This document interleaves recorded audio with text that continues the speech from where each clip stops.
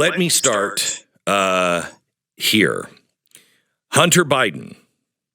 The Hunter Biden story, it is critical now that we do not play games of he said, she said, or it doesn't matter, or any of this.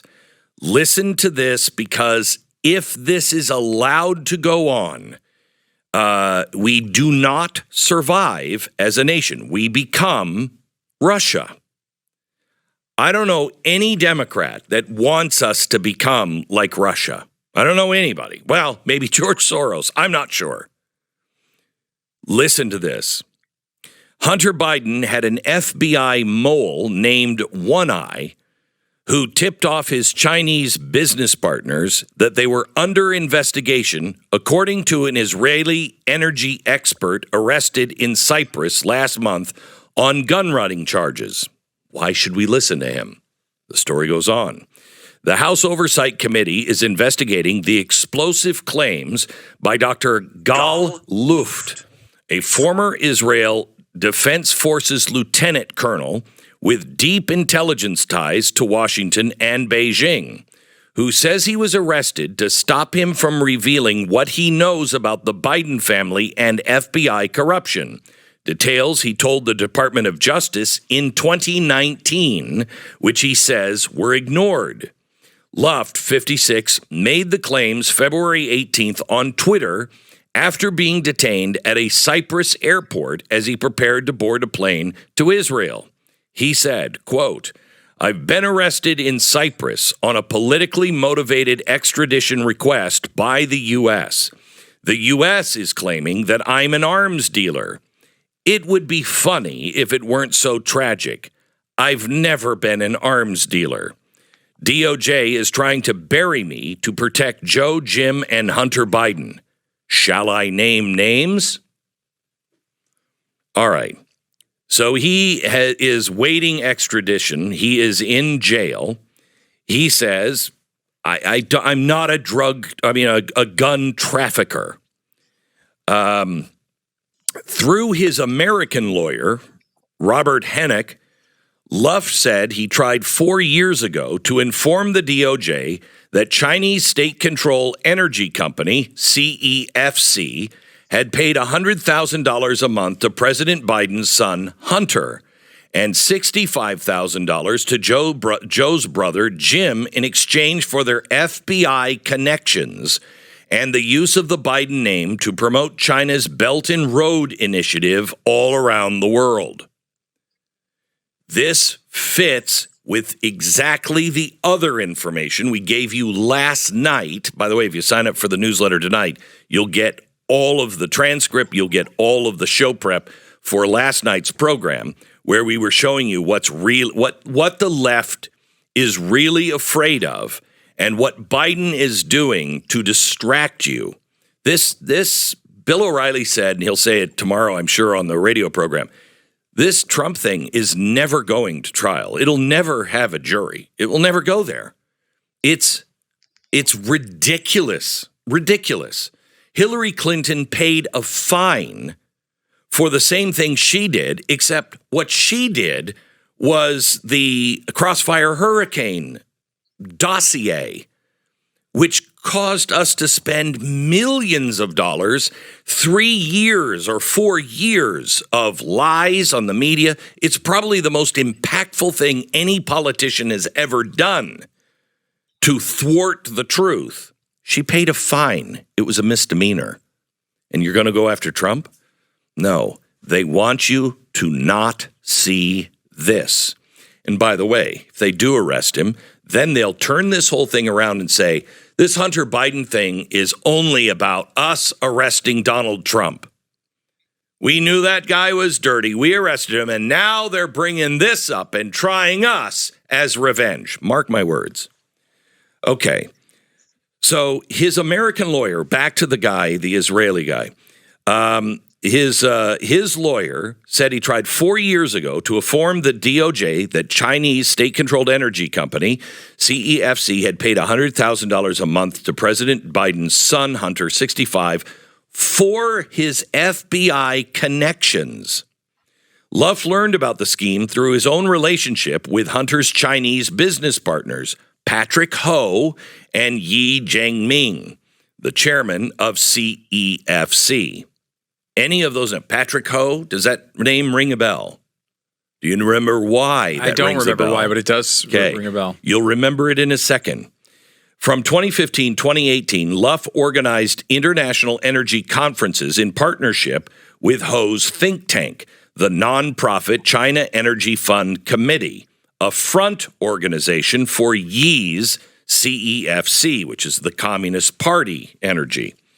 Yi confided to Luff that Hunter had an informant in the FBI, quote, or formerly of the Bureau, extremely well placed, who they had paid lots of money to provide sealed law enforcement information, end quote. The FBI mole was called One Eye. Now, I'm a little uncomfortable with the nickname One Eye when we are discussing anything with Hunter Biden, but I digress. I don't know if that's necessary. One Eye told Yi, you'll never be able to hear this again with a straight face. One Eye told Yi that the Southern District of New York was investigating him and or Ho in late 2017. And Ho is part of the story too? Yes, it is. Okay, now I can't. Now I've lost all focus. I know. The Southern District of New York, this One Eye told that an Asian, an African, and a Jewish guy were named on a sealed indictment. Soon after the tip-off, Yi offered Hunter $1 million to be his private counsel. Do you remember what happened? Isn't he the guy that met in, I think, a lobby in a hotel, maybe in Florida, remember? And there was an exchange of things, and he was like, hey, I just want you to, do you have lawyer friends that can represent me? Remember? Mm-hmm. Okay, and then he was busted. Okay, so he offered Hunter $1 million to be his private counsel and flew to China, leaving his wife, daughter, son, mother, and nanny in his $50 million penthouse at 15 Central Park West. He was detained in Shanghai for 3 months. Then he disappeared. Before he left New York, Yi told Ho that the coast was clear for him to come back to the U.S. On November 18th, Ho flew into JFK, where he was arrested, remember, by FBI agents on bribery and money laundering charges. Ho was a patsy, says the Israeli guy. He was the fall guy. Ho was convicted in December 2018 without calling a single witness. He served 3 years in jail and was deported. Prosecutors placed the spotlight in his case on China's use of the foreign bribery to win contracts for its Belt and Road Initiative. Hunter was paid $1 million by CEFC to represent Ho, which entailed contacting his FBI sources on Ho's behalf and engaging another attorney to do all the legal work, according to emails, on Hunter Biden's laptop.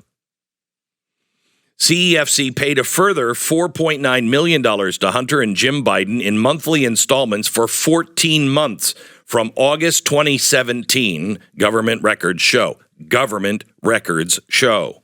The House Oversight Committee released bank statements last week, additional $1.1 million funneled from Chinese company affiliated with CEFC. Went to Hunter, Jim, Haley, and another Biden that we don't know who it is.